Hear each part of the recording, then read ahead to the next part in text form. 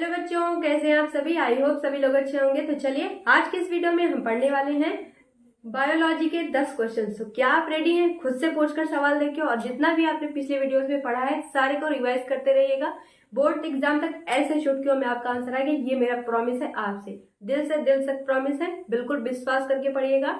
ऐसा कुछ भी नहीं है कि जो मैं आपको पढ़ा रही बिल्कुल एग्जाम में नहीं आएगा। 100% आपके एग्जाम में आएगा, मेरा कहना है। अगर ना आए तो नाम बदल देना। जिस दिन आप एग्जाम देके आना उस दिन मैं आपके साथ लाइव आऊंगी, आपसे बात करूंगी सीधे से डायरेक्ट टू डायरेक्ट। वहां पे बात करेंगे कितने क्वेश्चन आए कितने क्वेश्चन नहीं आए, ठीक है। चलो फिर स्टार्ट करते हैं आज की वीडियो। बिल्कुल बिलीव रख के पड़ेगा, और उसके साथ साथ देख लीजिएगा हाई स्कूल की जो अपनी मार्कशीट है, मैं ओरिजिनल मार्कशीट आपको दिखाऊंगी। फिर आपको विश्वास हो जाएगा कि मैं सही पढ़ा रही हूँ या नहीं पढ़ा रही हूँ। उसके बाद आप आगे कंटिन्यू करिएगा, ठीक है। चलो पहला क्वेश्चन क्या है हमारा आज का। दो तंत्रिका के बीच खाली जो जगह है उसको हम क्या कहते हैं। देखो क्वेश्चन एकदम टॉप लेवल के हैं बच्चों, बस बहुत इंटरेस्टिंग है। बस अच्छे से आपको पढ़ना है, जितना भी मैं आपको कराऊंगी आपको बस नोट करते हुए चलना है। ध्यान से बिल्कुल विश्वास के साथ पढ़िएगा, ठीक। चलो पहले विश्वास डेवलप करना बहुत जरूरी है, तभी आपको कोई चीजें समझ में आएंगी, है ना। बहुत सी गहरी बात बोली मैंने, इस पर गौर करिएगा। चलो पहला क्वेश्चन क्या है, दो तंत्रिका के बीच खाली जगह को क्या कहते हैं। क्या है क्वेश्चन, ध्यान से सुनिए। कोई तंत्रिका है, दो तंत्रिका है, दो तंत्रिका के बीच में जो खाली जगह है उसको क्या कहा जाता है, सिनेप्स कहा जाता है। क्या कहा जाता है, सिनेप्स बोला जाता है। ओके। सेकेंड क्वेश्चन, मनुष्य में दुग्ध ग्रंथि रूपांतरित रचना है किसकी। जो दुग्ध ग्रंथि है वो किसकी रूपांतरित रचना है। तो यहाँ पे आंसर क्या हो जाएगा, तेलीय ग्रंथि की। तेलीय ग्रंथि की क्या है, रूपांतरित रचना है, ठीक। थर्ड नंबर, डीएनए की प्रतिकृति आवश्यक है। डीएनए की जो प्रतिकृति होती है वो आवश्यक है, क्यों। जैसे मान लीजिए आपके पिता से, आपके फादर से आपको कुछ क्वालिटीज मिली होंगी, है ना। आपके अंदर भी कुछ क्वालिटीज होंगी जो आपके आने वाली जनरेशन में आएंगी। उस आगे वाली जनरेशन से कुछ क्वालिटीज आगे वाली जनरेशन में जाएंगी।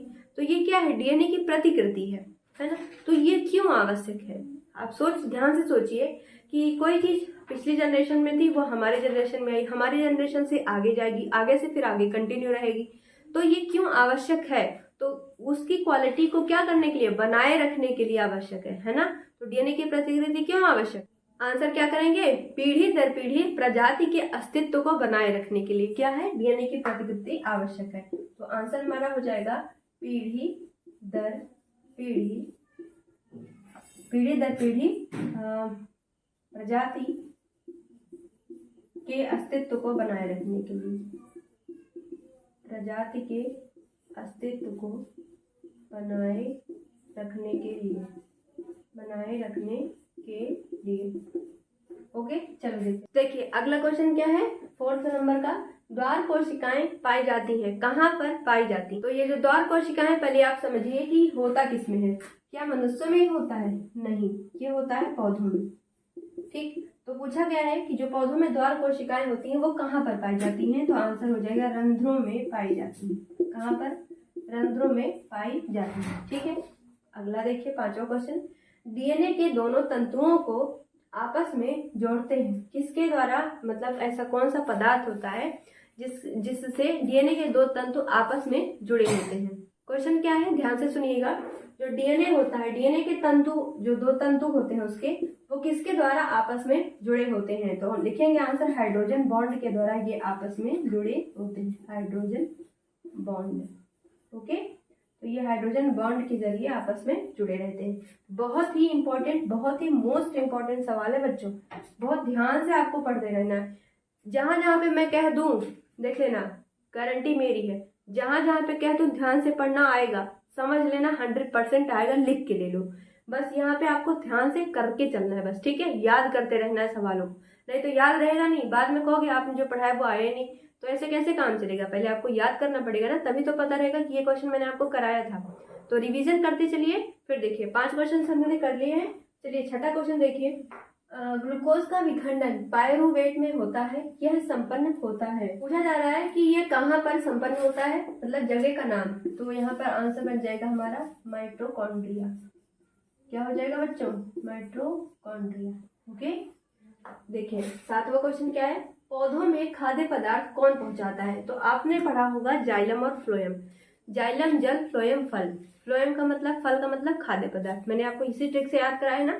जाइलम जल मतलब जल किसके द्वारा जाता है, जाइलम के द्वारा। फ्लोएम फल, फ्लोएम के द्वारा क्या जाता है, खाद्य पदार्थ जाता है ना। तो दोनों का आंसर हमें पता है। तो खाद्य पदार्थ कौन पहुंचाएगा, तो फ्लोएम यहाँ पर खाद्य पदार्थ को पौधों में पहुंचाने का काम करता है। ठीक है, वो ज्यादा स्पीड ज्यादा तो नहीं मेरी, मुझे लग रहा था। चलो अब धीरे धीरे पढ़ेंगे।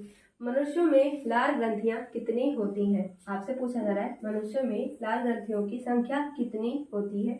आंसर क्या करेंगे, 3।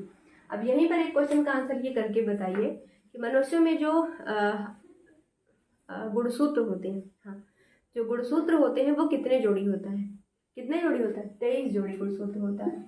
ऑटोसोम्स अगर पूछा जाए कितने होते हैं, याद करके बताओ।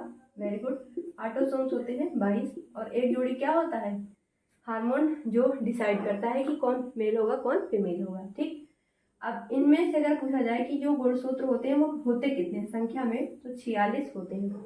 यहीं पर अगर पूछा जाए ऑटोसोम्स कितने होते हैं संख्या में, तो 44 ऑटोसोम्स होते हैं। अगर 22 जोड़ी ऑटोसोम्स है तो 22 का डबल कर दो, एक जोड़ी में 2 होता है, तो 22 का डबल कर दोगे तो क्या है, 44। 44 ऑटोसोम्स होते हैं, 46 क्या होते हैं, गुणसूत्र होते हैं, है ना। तो कोई दिक्कत, जो दिक्कत हो पूछ लीजिएगा। जिब्रेलिन क्या है, अब आपसे पूछा जा रहा है सीधा सीधा, जिब्रेलिन क्या है। अच्छे से अगर आपने क्लासेस देखी होंगी तो तुरंत आंसर आपका आएगा, क्या है ये, एक पादप हार्मोन है। अब मैं आपसे क्वेश्चन यहाँ पर ये करूँ कि जो जिब्रेलिन है वो पादप तो हार्मोन तो है, ठीक है, हमें पता है, लेकिन किस तरीके का हार्मोन है, वृद्धि प्रवर्धक हार्मोन है कि वृद्धि निरोधक हार्मोन है। हमने हार्मोन में पढ़ा था कि हार्मोन 2 तरीके का होता है, एक होता है वृद्धि प्रवर्धक, एक होता है वृद्धि निरोधक। वृद्धि प्रवर्धक क्या होता है, वृद्धि को बढ़ाने का काम करता है, लेकिन जो वृद्धि निरोधक होते हैं वो क्या करते हैं, वृद्धि को नियंत्रित करने का काम करते हैं, है ना, पढ़ा था हमने। तो जो ये जिब्रेलिन है वो किस टाइप का है, वृद्धि प्रवर्धक है कि वृद्धि निरोधक है। आंसर आना चाहिए आपका, क्या होगा आंसर, वृद्धि प्रवर्धक है।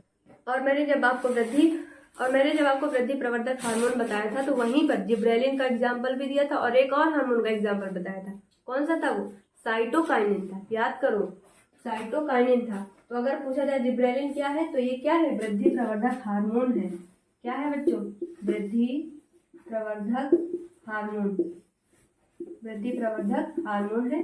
अगर कहा जाए वृद्धि प्रवर्धक हार्मोन के आप एग्जाम्पल बताएंगे तो क्या बताएंगे, साइटोकाइनिन और जिब्रेलिन, साइटोकाइनिन तथा जिब्रेलिन।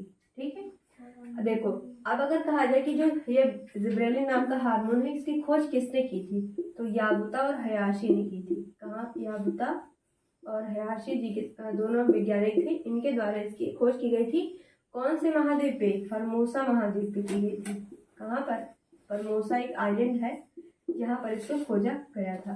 ठीक, चलिए 10वां क्वेश्चन जो कि लास्ट है, मादा जनन अंग का भाग नहीं है, तो शुक्रवाहिकाएं जो होती हैं, शुक्रवाहिनियां, वो मादा जनन अंग का भाग नहीं है। ये किस जनन अंग का भाग है, पुरुष, या फिर हम कह सकते हैं नर जनन अंग का भाग है, लेकिन ये मादा जनन अंग का भाग नहीं है।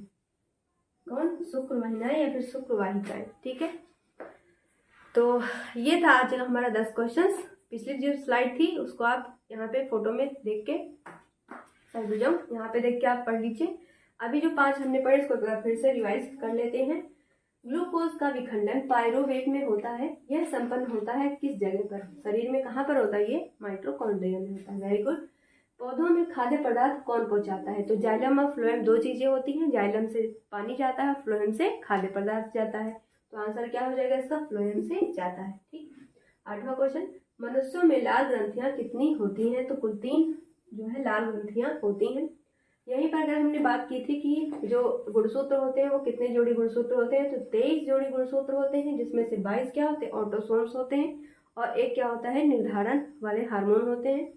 संख्या में अगर हम कहें तो कुल 46 गुणसूत्र होते हैं, जिसमें से 44 क्या होंगे, ऑटोसोम्स होंगे। ठीक, चलो देख अगला क्वेश्चन, जिब्रेलिन क्या है, ये क्या है, वृद्धि प्रवर्धक हार्मोन है, ये पादप हार्मोन है। ओके, अगर आपसे दोनों अलग अलग पूछा जाए कि पादप है कि जंतु हार्मोन, तो आप कहेंगे पादप हार्मोन है, जो कि क्या होता है, पौधों की बिल्कुल ऊपरी सतह पर बनता है, सभी भागों में पौधों में विकास को ये नियंत्रित करने का काम करता है। खोज किसने की थी, याबुता और हयाशी के द्वारा इसकी खोज की गई थी। कहाँ पर, फॉर्मोसा में की गई थी। वृद्धि प्रवर्धक हार्मोन के एग्जाम्पल अगर आपसे पूछे जाए तो कौन सा है, जिब्रेलिन है, और दूसरा कौन है, साइटोकाइनिन है। ओके, 10वां क्वेश्चन, मादा जनन अंग का भाग नहीं है। तो जो शुक्र वाहिकाएं होती हैं वो मादा जनन अंग का भाग नहीं है, ये नर जनन अंग के भाग हैं। ठीक है, तो आज का हमने वीडियो कंप्लीट कर लिया है। आई होप वीडियो मजेदार लगा होगा। फिर मिलते हैं अगले वीडियो में, तब तक के लिए थैंक यू। वीडियो को आपको शेयर करते रहना, चैनल को सब्सक्राइब करना है। चलिए फिर मिलते हैं अगले वीडियो में, तब तक के लिए बाय।